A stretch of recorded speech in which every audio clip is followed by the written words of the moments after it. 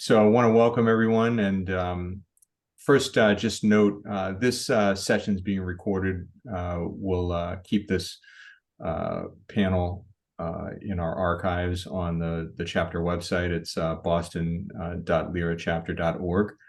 And anyone that might be interested afterwards can always come back and access it at any time. So I'm Mike Lecanto. I'm a labor arbitrator here in Boston. I'm also the chapter president for Boston LERA. I want to welcome you all to this evening's event in dreary, wet, and cold Boston. Thank God we decided to put this online. We were joking about just a few minutes ago. This would have been a heck of a night to try to get out somewhere. But we're joined tonight by a couple folks that are going to be speaking to us on issues of wage equity and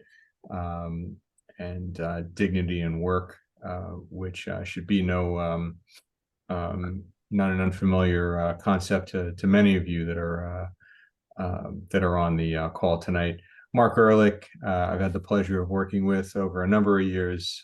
Mark was a longtime head of the New England area Carpenters region, and now works over at the law school at Harvard in the labor and work life program. And Mark's written a few books. His most recent book is the one I have here that I encourage you all to pick up. It's the one that we'll be hearing about tonight. It's The Way We Build, Restoring Dignity in Construction Work.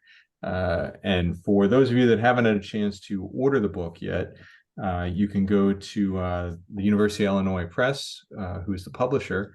The website is press.uillinois.edu, and use the promo code S23UIP for 30% off of your order. So this book is you'll hear from Mark about in just a moment. Labor of love on his part, and I know Mark, you've been on the circuit quite a bit recently, talking about the book. We're going to have a discussant after we hear from Mark a little bit about the background on the book. Kris Rondeau, another friend that I've worked with over a number of years. Kris has done everything. She's been a national board member here with LERA. She's an organizer with Harvard Union of Clerical and Technical Workers going back decades, and has organized in higher education, the healthcare field, and no doubt many others that I'm sure she can tell us about as well. Kris is going to help us. Kris is a few steps ahead of me in finishing reading the book, and she's going to help us talk about some of the themes in the book and how those relate to other industries. So I'm going to hand it over to Mark, and I think we wanted this conversation to be interactive, so I'll try to wrangle questions. If you'd like to ask questions, you can throw them in the chat. You can raise your hand and we can call on you, or we can hold them to the end. If you want to ask questions anonymously, or somewhat anonymously, you can send those to me directly. And do we have a Q&A active? I guess we have a Q&A active as well. You can use that. So you have many options, but we'd like to have this be more of a discussion than a lecture tonight. So please fire away. Mark, maybe just before we begin, oh, hi, Mark. I'm Mark Fallon with the Labor Guild, and our president, Lisa Field, is over. But had I known, I would have tracked down one of our Cushing Gavin recipients last year. Nikki Dector is an attorney in Boston, and she holds a degree from the University of Illinois at some point along the way. So very great to have you with us. Well, we'll get Nikki 40% off the book, okay? All right, thank you, Father Mark. Mark, the floor is yours. Thank you. All right. Well, thanks so much, Mike. First of all, Mike, thank you very much for putting us all together and taking care of all the logistical arrangements. And well, it's certainly nicer to see people in person. You are right about the weather, and it's everybody is comfortable in their own homes, and that's great. And I'm also really grateful for Kris to join us. Kris has been a very, very, very long time friend and comrade, and So it couldn't be a better person to join the conversation. Mike said this was a labor of love, and he's right. This is the third book I've written, but this one kind of captures everything that I've done in my career as a person who worked in the trades and then as someone who was a labor leader. I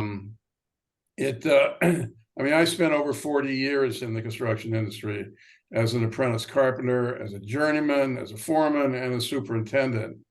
And then I ran for union office and was elected to head my local union in 1992, and then was subsequently elected in 2005 to lead the 25,000 member New England Carpenters Union, as Mike mentioned. I retired in 2017, and as Mike also said, I am now a fellow at the Harvard Law School Center for Labor and a Just Economy. But I'm also a writer. This is my third book, and I've written dozens of articles and essays and op-eds. So this book is written from both the perspective of a participant and an observer. And it's a historical narrative about the industry, past, present, and future, primarily from the perspective of the men and women who make it up. For LERA folks, it's, I think, worth noting that there are relatively few current books and articles about labor relations in construction. A half century ago, industrial relations scholars like John Dunlop and Quinn Mills held up construction's collective bargaining system as a model to be emulated by other industries. But as the industry's union market share declined and general concern about labor matters waned, the level of interest in construction fell by the wayside. Recent works on labor relations have tended to focus on newer participants in the workforce: women, people of color, immigrant workers, and the service and other emerging sectors. So part of the purpose of this book is to fill that vacuum that has existed for several decades, and also to remind readers that the decline of building trades unionism really presaged the decline of unions in general. So there is a broader lesson than just in one industry. For those of us who have been part of the construction world, it's in many ways a wonderful industry. It is concrete, no pun intended. It is tangible and a source of pride. You don't shuffle papers, and at the end of the workday, you've created something that wasn't there at the beginning. Trades workers routinely tell family and friends, "I helped build that building," as they drive around their cities. It is a highly visible industry. You've all watched trades workers in your homes or through a fence as you walk by a site. And the terrific photographs in the book by my friend Ellen Weber are testament to construction's special visual nature. But it's interestingly, a 1954 survey about the meaning of work for 5 different occupations that I came across while I was doing research of the book concluded that skilled craftsmen had a higher degree of self-respect, self-expression, and sense of purposeful activity than steel workers, coal miners, salespeople, and physicians. But it's not my intent to romanticize the trades. It is, that's not what the book is about. It is physically demanding and dangerous. And while the industry may have offered a pathway to the middle class, until recently that offer was mostly limited to white men. Successive waves of European immigrants and their sons and nephews. Racial and gender discrimination were built into the foundation of the industry. And though that reality is now changing, it has been a long and very slow struggle. Unions emerged in the late 19th century and quickly gained a foothold. Building employers were relatively small and did not have the resources to wage the kind of vicious anti-union campaigns that were so common in, say, steel mills and railroads. The employers were also reliant on the non-replaceable skills that trades workers brought to the job. And many of the small and even medium-sized contractors had once been trades workers themselves and felt an identity link with their employees. As a result, contractors accepted unions relatively easily and left it to them to effectively serve as the human resources department for the entire industry, managing recruiting, job dispatching, training, benefits, and dispute resolution. As a result of this level of acceptance, real wage growth for union construction workers began as early as 1890 and continued for 80 years with little interruption, despite 2 world wars and the Great Depression. The vast majority of construction in the US was built by union workers. Building trades workers were known as labor aristocrats, a term that was both sarcastic and envious. But everything changed in the 1970s. We've all heard of the Business Roundtable. It was formed in 1972 as the nation's preeminent voice on public policy for the business community, but fewer people know that it started life as the Construction Users Anti-Inflation Roundtable in 1969, an organization of the largest companies in the US.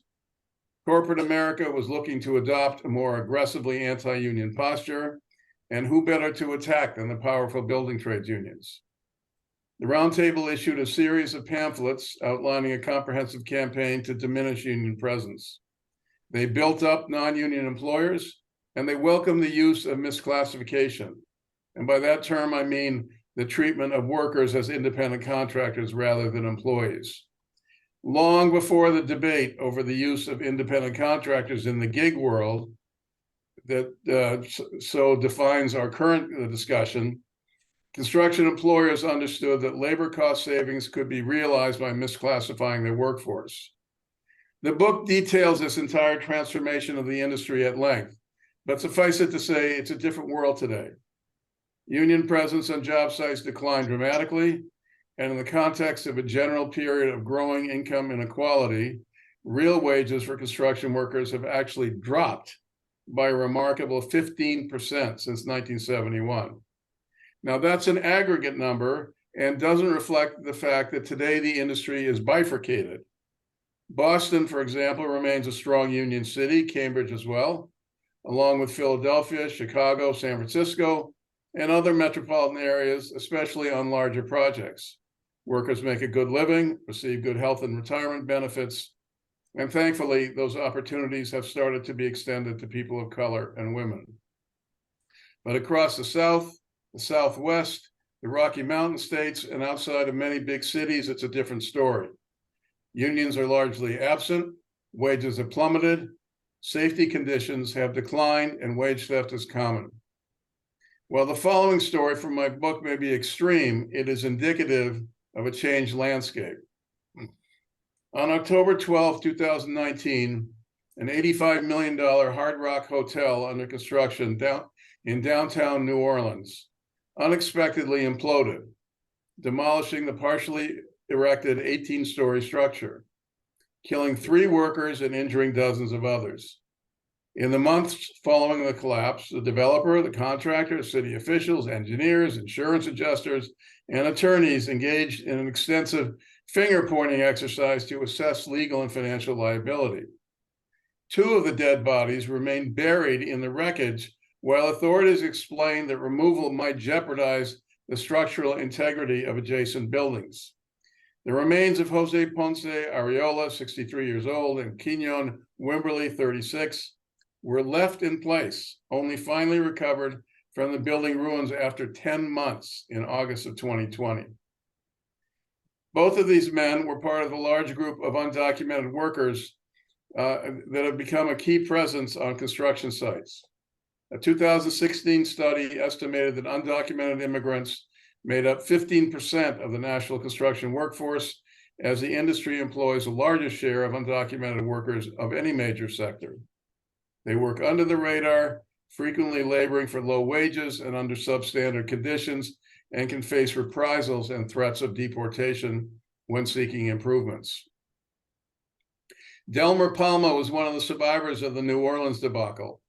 He later claimed to have reported hazardous situations to supervisors on 5 separate occasions, only to be told to continue working. 2 days after the collapse, agent followed and questioned the Honduran native while he was fishing. They immediately notified the U.S. Border Patrol, and Palma was arrested. When Palma called his wife to let her know about his detention, she reported hearing one of the officers say in the background, This is the expletive guy that is a survivor of the expletive Hard Rock building collapse. Palma's attorney filed a complaint with the U.S. Department of Labor, suggesting that his client had been targeted and that his employer instigated the immigration enforcement action. Lawyers representing other workers on the site indicated that the arrest effectively eliminated all further criticisms of the dangers on the job. The attorney reported, "We've had a couple of guys who said specifically they don't want to take any action because they fear having the same repercussions as Mr. Palma. When Palma's wife tried to contact some of his co-workers to encourage them to cooperate with the pending OSHA investigation, she was met with hesitation and fear. The federal intervention had a chilling effect. They're not feeling safe," she said. As of now, neither OSHA nor the New Orleans DA's office has brought anyone to justice in this case. Construction is notoriously unsafe, regularly ranking highest of any industry in total numbers of fatal work injuries. Construction deaths account for 21% of all worker deaths nationwide, and non-fatal falls are a recurring reality on job sites. It is actually something that happened to me as a young carpenter. After many years of decline, the fatality rate in construction has actually been increasing since 2011, a rise that may be partially attributable to the expanded reality of high-risk conditions, such as those at the Hard Rock Hotel project. Trades workers have always been concerned about safety, but the sense of feeling unsafe that Mrs. Palma described expands the parameters of dangers inherent in the job, dangers that now include risk of deportation and exploitation. The brutal disregard for the fate of Areola and Wimberley may be at the far end, but still on the spectrum of the treatment of some workers in a major industry. Construction, after all, represents 4 to 5% of total GDP. When Mrs. Palma said they're not feeling safe, she could have been describing the diminished sense of opportunity and security for a considerable segment of those who make a living in the trades. Employers have taken advantage of these workers' uncertain citizenship status, paying in cash and contributing to the growth of the nation's underground economy. But the safety challenges the New Orleans worker face aren't limited to the Deep South. There were 11 construction fatalities, for example, in New York City in 2020. All of them were at non-union sites, and most of the deceased were immigrants. The book also takes up the constantly discussed future of work issue. I talk about the past, the present, and the future, or at least I try. I look at automation, technological innovation, robotics, prefabrication, and a host of other changes facing the industry, some of which are already occurring, and some which mostly exist as fantasies in the minds of futurists. I do describe a recent story demonstrating the hubris and arrogance of the high-tech crowd who were certain they could advance the supposedly backward-thinking world of conventional construction. In 2015, a group of Silicon Valley executives launched Catera, a highly publicized firm that would presumably introduce the wonders of technology and overcome the industry's reluctance to change. They did prove expert at raising funds. By 2017, Catera was a $1 billion vertically and horizontally integrated modular building company and reached $4 billion by 2018, funded in large part by the hallowed venture capital firm SoftBank. The details are ugly, but by 2021, Catera had filed for bankruptcy, demonstrating that it helps to know something about building to succeed in the construction industry. Ultimately, I am more interested in the future of workers and whether they will be protected by union contracts and what unions need to do to recapture control of the industry. When the union decline began in the 1970s, too many leaders watched events unfold with a passive sense of disbelief. The union's very success had bred a sense of complacency. Membership had been kept small in order to ensure near full employment, much like many professional associations. This country club dynamic also served as a means of excluding people of color and women. The last part of the book offers suggestions about what building trades unions can do to elevate the standards of all workers in the industry. I discuss skilled training, political action, and a series of other strategies and approaches, But the key, as is always true in labor work, is organizing. George Meany, a name familiar to all of you, president of the National AFL-CIO from 1955 to 1979. He was a gruff, cigar-smoking product of the New York City Plumbers Union. Meany told a reporter in 1972 that, "I don't worry about organizing groups of people who do not want to be organized. I used to worry about the size of the membership, but I just stopped worrying about it because to me, it doesn't make any difference." Now, whatever the ethics of the Meany view may be, it may have actually been a fairly pragmatic perspective when 80% of the construction work was performed by union workers. Organizing didn't seem like it was a concern. But today, that is obviously no longer the case. The growth of non-union employers has lowered standards for millions of workers and serves as a constant threat to the remaining union strongholds. When I was engaged in collective bargaining, there were three sides at the table, the two sides who were at the table, and then the elephant in the room was the non-union sector, which determined much of the discussion that went on. So, and that even in a strong city like Boston. But organizing in the building trades is not like in any other industry. Workers move from job to job and company to company, and individual contractors are relatively small. It is not like at Amazon or Starbucks, where the same group of workers comes to the same physical location every day, where everyone knows who the employees are, and conversations can be continuous and ongoing. And obviously, as we've seen, that's hard enough. Instead, unions need multilingual organizers who can put on work boots and a hard hat and walk on construction sites every day of the week in order to develop relationships with non-union workers who are looking for a better future. Unions can employ a series of tactics such as salting and stripping, but the crucial element is worker advocacy, whether that be in the form of taking claims of wage theft to state and federal authorities or direct actions on the job to improve conditions. Unlike most other occupations, union trades workers walk into a new job knowing in advance that their wages have been established and knowing that the figure will be the same as their co-workers. The stress of individual salary negotiations with an employer and the potential resentment of others doing similar tasks with disparate pay levels are absent. That transparency and collectively bargained equality is the foundation of the brotherhood, sisterhood of union members. Those social bonds are frayed, along with a decline in union density over the last 50 years. And there is little to be gained by a return to the traditions of the past with all of the limitations and exclusionary practices of country club unionism. Construction work remains one of the few remaining blue-collar occupations that can be both psychologically fulfilling and financially rewarding when workers are treated with the dignity and respect that they deserve. Trades workers literally build our communities, yet only those fortunate enough to be union members can hope for a career and the comforts of a secure livelihood. There is no reason why a high road model of building trades unionism cannot evolve from the best practices of the past, the sense of craft pride, the commitment to training, and the effectiveness of sectoral multi-employer bargaining, with a renewed commitment to organizing, diversity, and an activist membership. It has been and can be a great industry, and it's been my great good fortune to be part of it.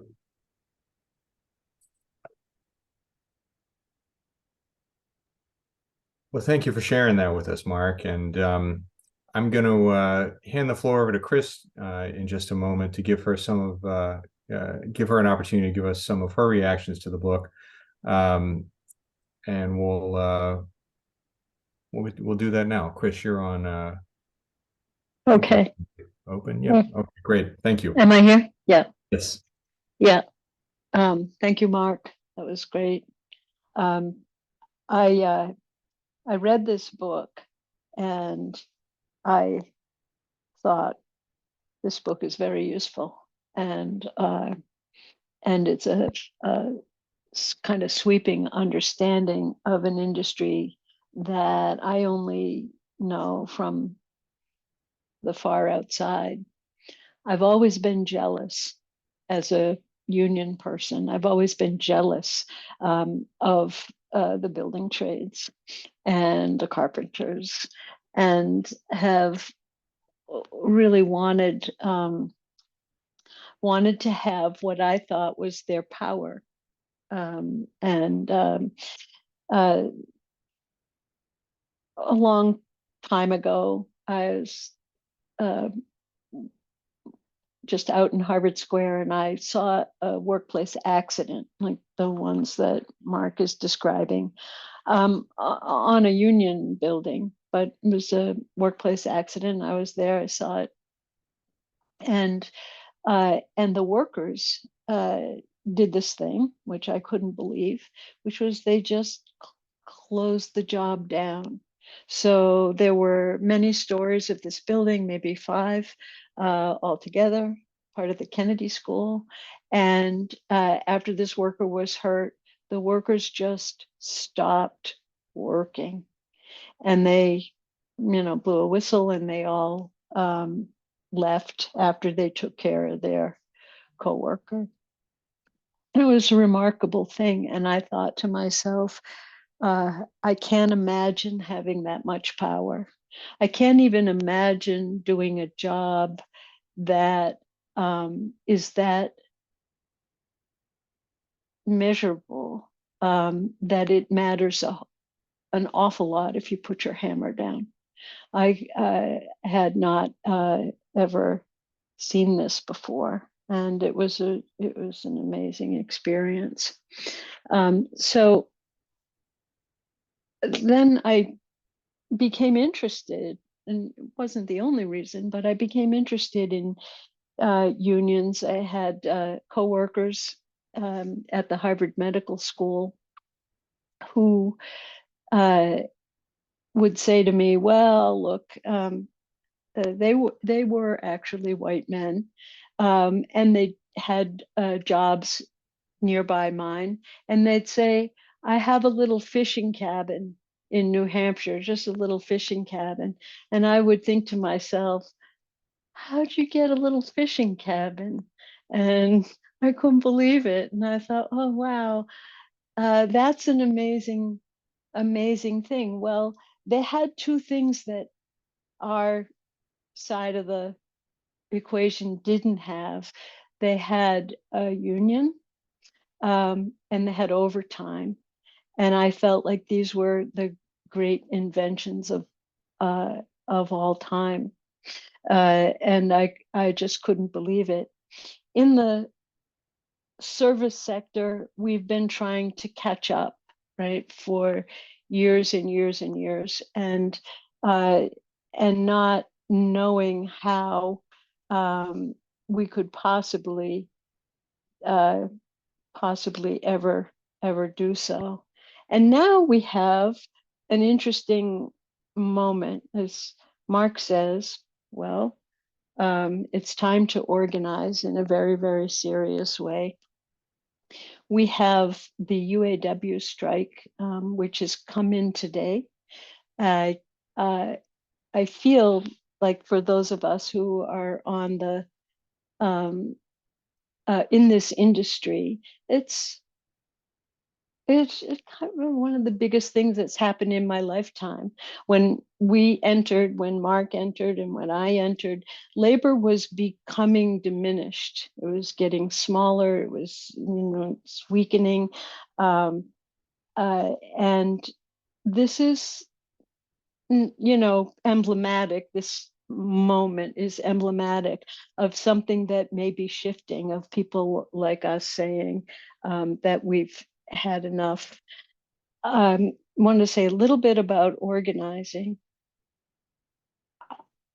I often wonder, like when I read Mark's book, I really wondered whether or not we union people should view organizing as something that is so profoundly the bottom line of everything that we do, that we just do it all the time, and we develop every person to be able to do it. so that we're organizing. For example, if you look at construction, we're organizing people who may get a union, or they may never get a union, but that all of the people that we talk to, that we know, that we live with, that we go to church with, all of those people are people that we should consider at this point, people that we should be talking to about why to organize. And it may be a moment in which we can do that. Last thought, I think organizing is the only thing that I can actually think of when I feel that jealousy toward a tradesman, and I'm jealous. I think in Mark's book he calls it wonder and envy. Yeah, we look at it with wonder and envy, the capacity to have, what I thought of as this much power. When I look at that, I think, well, what else is that good, right? The idea that you can feel such pride, like actual pride in what you do. What's that good? And the only thing that I can actually think of that is as much fun and is as satisfying and is as meaningful is organizing. So Mark and I had an experience with our unions a long, long time ago. I mean, maybe 30 years ago, maybe 30 years ago. He represented carpenters and tradesmen in the Harvard community, and I was organizing and represented clerical and technical workers who have no power, just watery. But there we were together, and he was doing his best to get his members to care about making sure that Boston and Cambridge would still be viable union towns years later. And so he had worked on things like prevailing wage. People outside the industry can't even believe that there's such a thing as an industry with a prevailing wage, right? He had worked on all of that stuff, and needed to make sure that institutions, big and rich institutions, were high road employers and doing the construction trades appropriately. So we decided to work together to put forward, what were we doing? We were doing project labor agreements, I think. Is that what you think we were doing? Yeah, we were doing project, we would get Harvard to agree to project labor agreements to make sure that all the labor that they were using was union labor. And that was great for my union, which was 85% women. And one of the things that we did was amazing to me was we set up tours so that Harvard secretaries would, skip out of work and go on these tours that were conducted by union carpenters in Harvard buildings. And they would take us to, they would take us to work sites and show us the difference between union and non-union labor. Of course, it was stunning. It was amazing. We were walking through one, we got to wear hard hats, which is like unbelievable. That was great. But we also got an opportunity. I know, I'll speak for myself, I've got an opportunity to see how much people cared about about what they were doing and doing a good job. And they would show me things, or show me how things went together and how they worked on them. And I couldn't believe it. It was somebody like me who had only had service sector jobs and light manufacturing jobs, whatever. I was stunned, as I think our members were, by the solid pride that our construction trade coworkers at Harvard had about what they were doing. And I found it life-changing, really. We did lots of other things and that made us understand each other well. We did evening home phoning. I don't know if you remember that, Mark. We did evening home phoning. So everybody would come into my office, and carpenters and secretaries, and we would phone for rallies and that kind of thing. We had rallies, we had songs, and we prevailed. Prevailing wage, and we prevailed in that struggle. And it was wonderful, but it was also really important to service sector workers to understand who they were and what they were doing, and that we had this common core. And so that was really great. So the book is great. This is the book. I want to say it's really useful. Every industry should have one of these. It's good. It's honest. So you could be an employer and read this book, and you can be a union person, leader, and read this book, and you can feel like you learned something really important. It's hopeful, because we are going to fix this. And Boston and Cambridge are still okay, partly because of all that work that's been put in those decades before, and also it's short, and I think everybody appreciates a really, really good book that is short. So that's what I have. Well, thanks, Kris. As Mark Twain often said, he didn't have time to write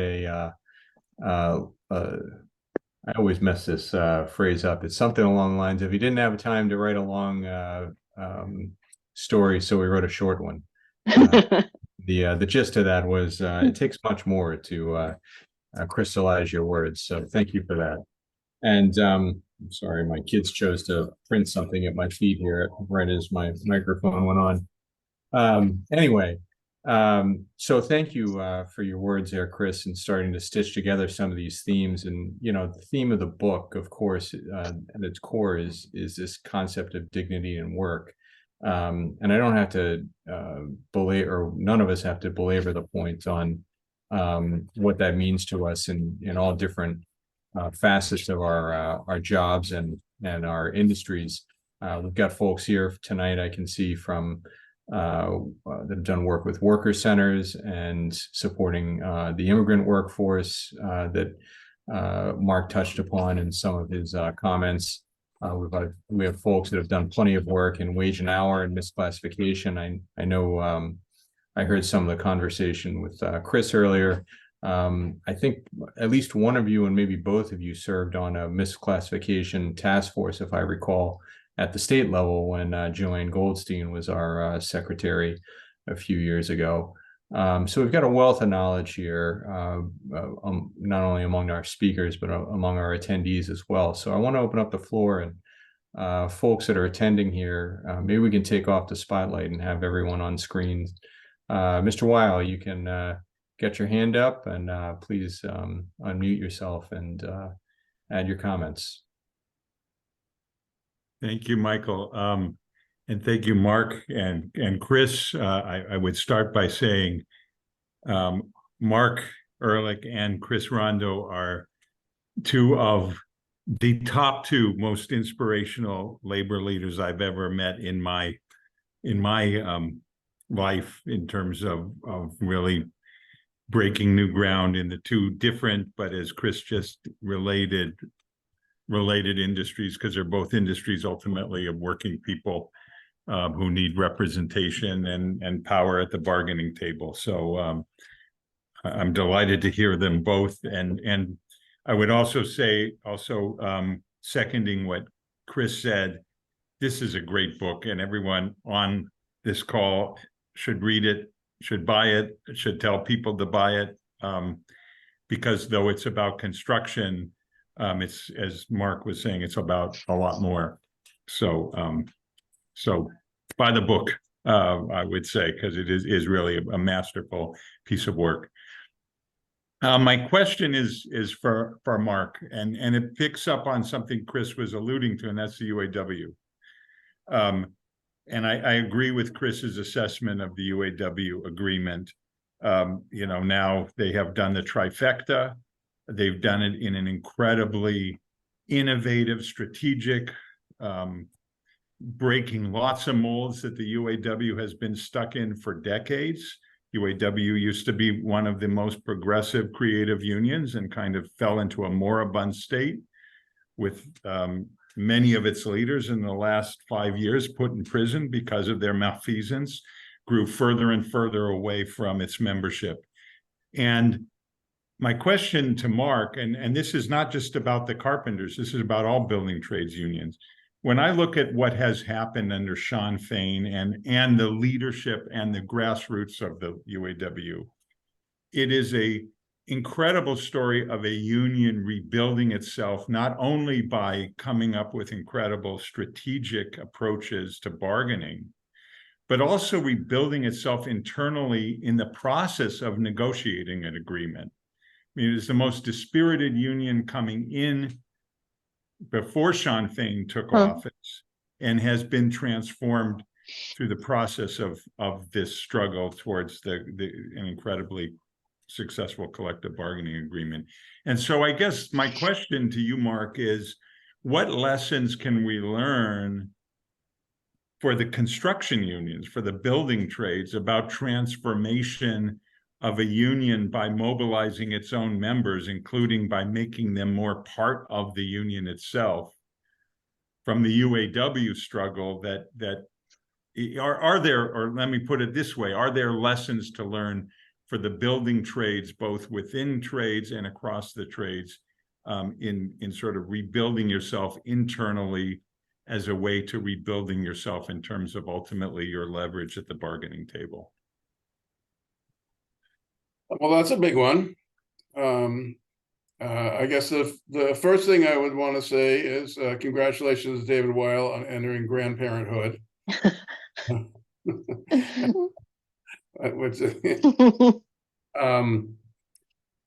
Yeah, I mean, this has been a really interesting year. I mean, in some ways, I think the UPS campaign that did not end in a strike was every bit as creative and effective as the UAW strike that has happened, because the Teamsters set in motion what they call practice picketing, which essentially was striking without striking, or telling the employers that this is what we would do if we struck, and so maybe you don't want to do it.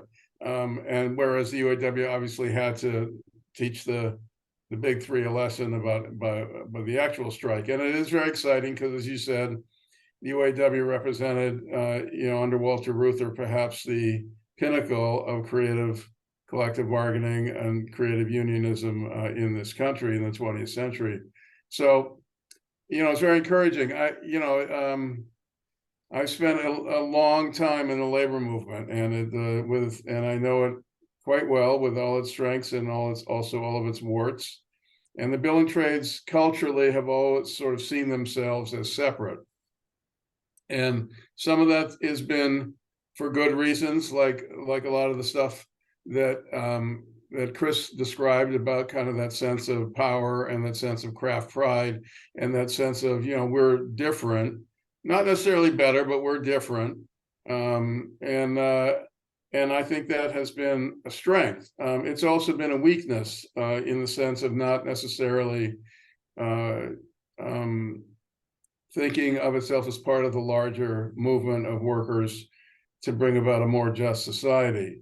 And I think that tension has been part of the building trades from its inception and still exists today. And one of my favorite parts, well, apart from working with Kris to do the tours, one of my favorite things in my career was when my friend Jeff Grabelski developed the COMET program, which was a internal membership education program that basically explained to workers in union strongholds that, guess what, their perception of the world was not actually what was really happening. And it showed through a bunch of sort of charts and tables and anecdotes and that what was really happening in the industry and the kind of the degradation that was going on was something that could have an impact on their lives. And I used to love teaching COMET.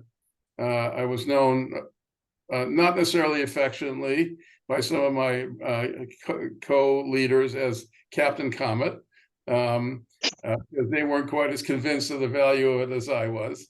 But what it did was it created a culture that said, this is what happens in your daily life is part of what is happening in a larger industry, and what's happening in your industry is part of what's happening in the larger economy and society. And so think of yourself in a different way, and hopefully that leads you to be active and to support the organizing activities that are going on. Because when you organize, and this is always a tension in every union, right?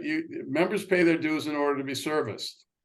And they don't necessarily think that the dues should be spent on other issues other than servicing their own concerns.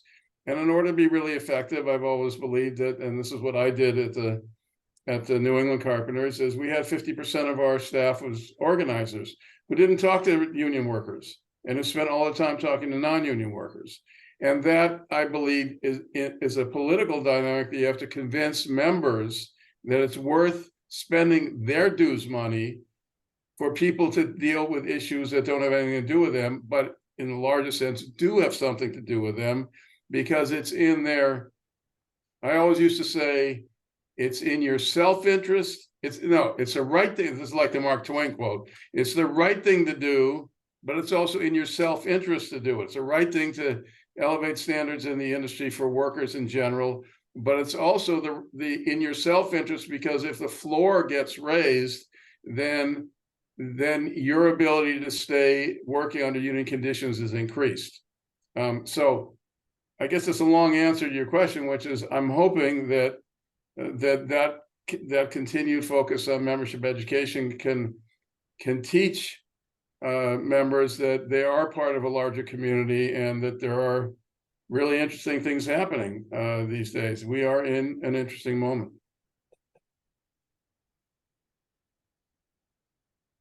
And thank you, David, for your comments. Yeah, thank you, David, and thank you, Mark. Other comments, other questions?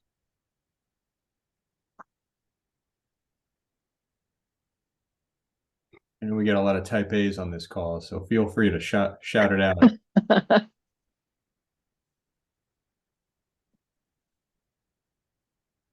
Well, I'll tell you one thing. I just observed while I was listening to both of you talk was, some of the themes that are outgrowths of dignity are issues around safety in particular. And Mark, I always give the carpenters and going way back to, I think it was Deer Island, credit for the drug rehabilitation program that we've got pretty much nationwide now in the construction trades, and that emphasis on rehabilitation as opposed to a punitive step around the culture of drug use within a workforce. And that's really been important for, I think a lot of owners have seen over time that that's been important recruitment and retention, because some people give up before they even apply when they think, well, geez, if I get pinched on a drug test, I'll be gone before I know it, and what's the worth? The idea that you can build and help someone recover has been a cornerstone of that policy, and I think that's a really interesting development that we've seen over a period of years that really fits well within the theme here.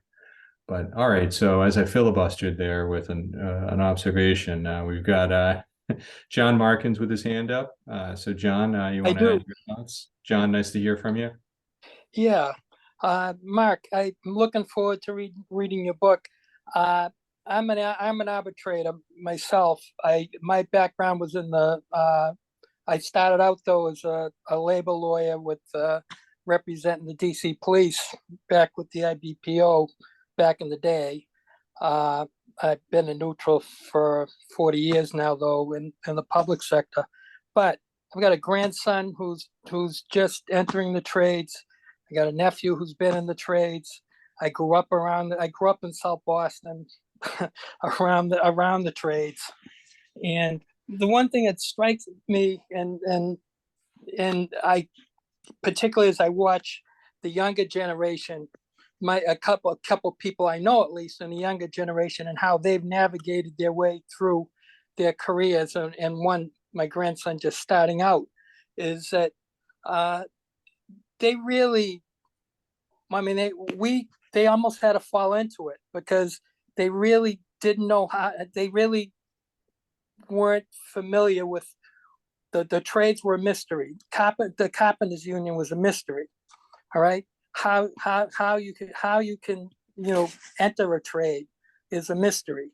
And I think about all the crisis we see now in higher education, where the number of kids who are thinking about going to college has gone down. There are kids at that, the younger generation is really floundering. I think a lot of them are.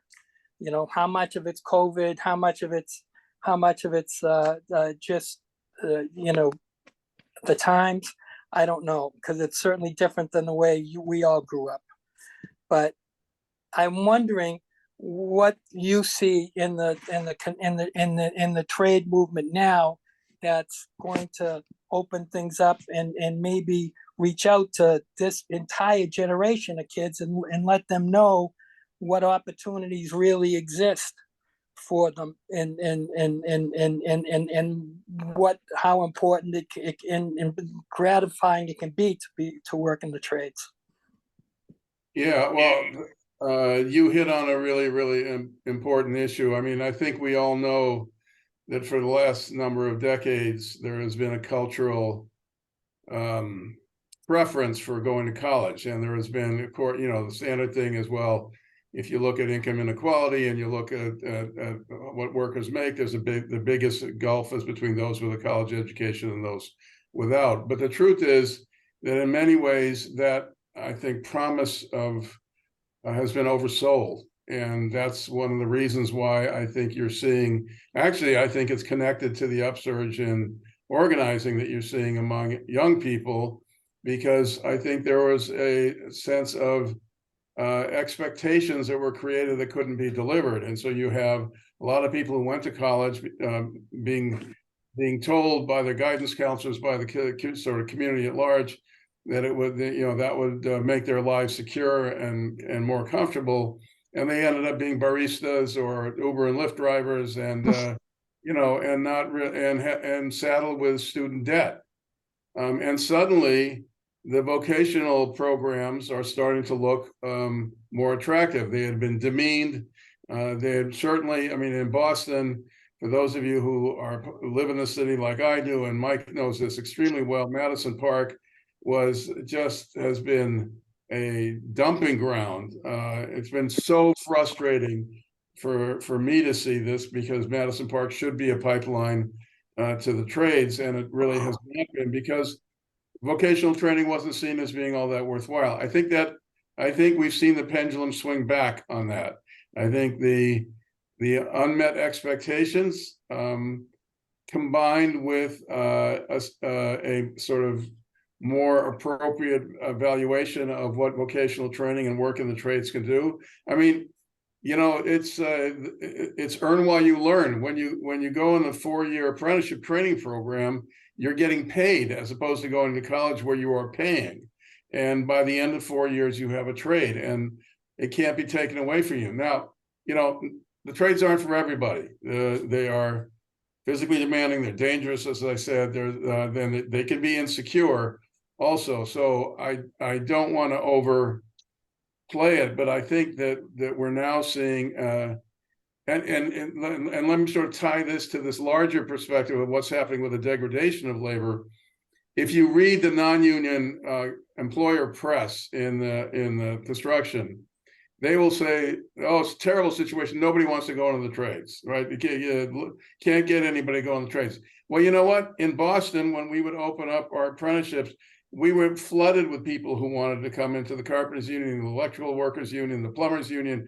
Why? Because it offered a solid career that you could make a living at and support a family. Whereas if in Texas, if you're getting $12 an hour to work in 100 degrees, 110 degrees without water outside building a mall, and you can get the same money to sell t-shirts in a Gap inside an air-conditioned condition, what are you going to do?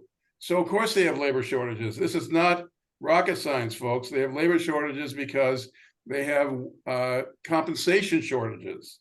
And that if, in fact, the industry universally valued construction workers the way it does in a city like Boston, I don't think the appeal would be much greater. So, you know, to specifically answer your question, you know, there's a Building Pathways program, which is a pre-apprenticeship program that brings mostly people of color and women, but folks from the community to introduce them to the trades. And more people, I think, are showing up at the doorstep of the union saying, you know, I want in. And that's a good thing. Thanks. Thank you for that question, John. I saw hands from Father Mark and from Lisa Field. They went down at some point, but if there's anything further you wanted to add, got some time. Lisa, all yours. Oh, thank you.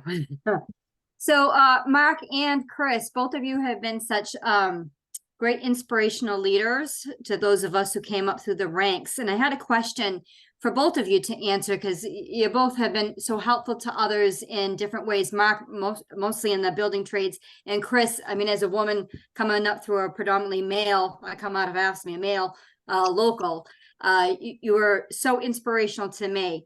So a couple of days ago, the Boston Building Trades had a Women Build Boston conference, or second conference, with hundreds. Very exciting conference I was able to attend for the Labor Guild on behalf of the Labor Guild. Hundreds of women within the trades. And I was wondering, what bit of advice would both of you have for these women, exciting new women in the trades, new leaders coming up through the ranks? What piece of advice do you have for them?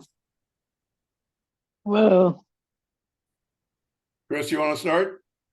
you start. Pardon me? Okay, I'll start. What advice for these women? Well, I only have one. I think I only have one thing to say.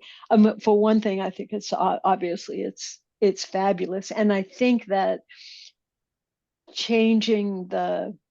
as we change the diversify the trades, right, and we become we have people of color and women and immigrants and whatever, it will actually make us stronger, right? That's one thing. But secondly, I think, well, these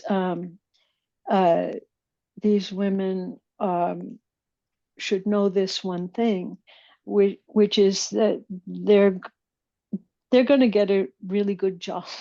Right? They're going to get a really good job, and that's a really good thing. Unions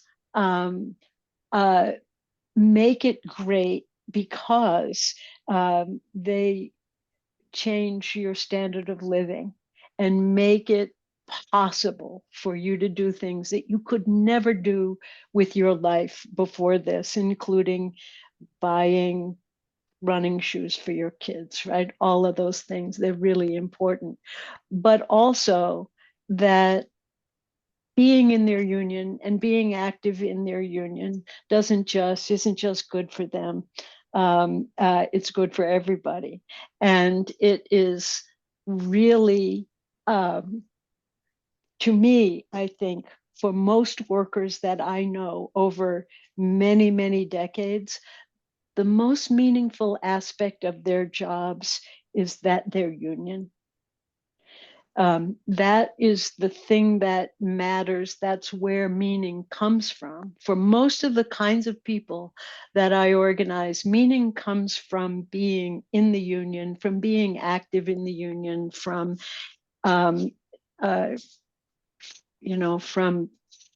being able to kind of be part of the conversation. It's just a different way of life. And for most people who have never had it, it's mind-blowing, but that feeling lasts forever. If being in a union is about one of the best, healthiest things that can happen to you, and not just because it raises your wages and benefits. Yeah, Lisa, thanks for the question. I think Chris's point this is no longer the case in many parts of the country, but it used to be when 80% of the work was done union, that you weren't considered a real tradesperson unless you had a union card in your back pocket. So the union wasn't just an insurance company getting you better economic conditions. It was a source of identity, of craft pride. And I think that's one of the great things about the building trades.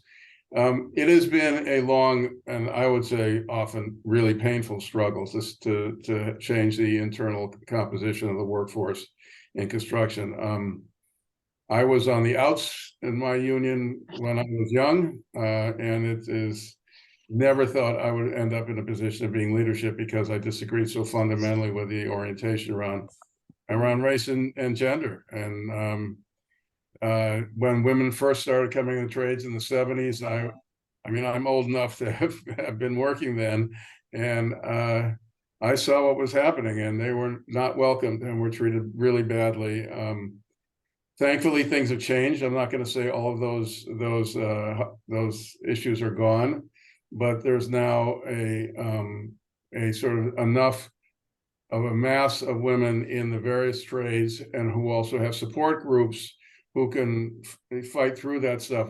This is the final comment I will make is, and there still are legacy electricians, legacy carpenters, legacy, the children and nephews or whatever of previous members, but most, I don't want to generalize too strongly, but there's a tendency among legacy tradesmen to take the conditions for granted. They feel like, that's part of their inheritance. That's part of the legacy. That's what my father got. That's what my uncle had, blah, blah, blah, blah. Women, on the other hand, who enter the trades, see, as Kris said, an enormous increase in their earning power because they were mostly in service sector retail jobs before. And suddenly their wages they're doubled, what they're making on an annual amount. And as a result, the level of not gratitude is the wrong word. They become the union's strongest activists and advocates because they see how much their lives have changed. And so I always relied, when I was head of the Carpenters Union, on the leadership of women who were either on staff or in the membership, because I knew that they gave a damn more than anybody else did. And I think that's part of the newer workforce, because their lives have been more transformed qualitatively and quantitatively, that they're actually the best and most active union members.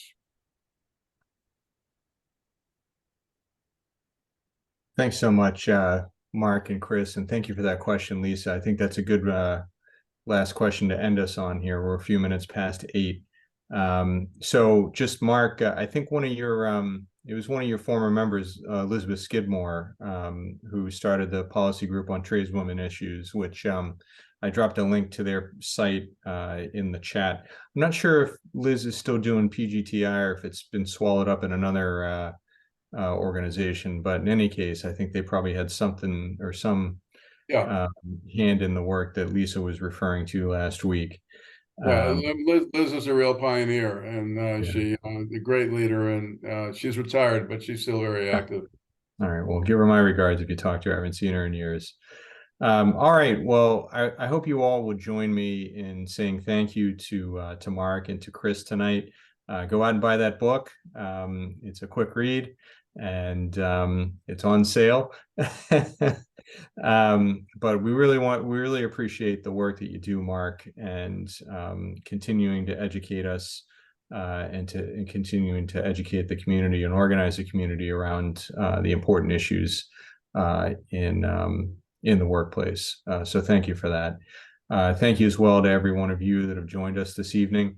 One more thing I'm going to drop in the chat is the link for our next Boston LERA chapter event. It's a lunchtime webinar that we'll hold next month, November 27th. The topic is drug testing. We'll have an update from a few arbitrators that concentrate in this area, and we'll invite you all to bring your questions and your thoughts. We'll be talking a lot about the impacts of legalized marijuana, as well as a number of the synthetics that we find floating around in the workplace and more broadly in the community today. So thank you again for supporting the chapter. Thank you all for coming out tonight, and I hope you have a good night. And thank you to our friends from National who are always there to help host us for these webinars, Bernadette and Emily. Thanks. Thank you, everybody. Thank you, Mike, for putting this together. Thank you, Mike. Night.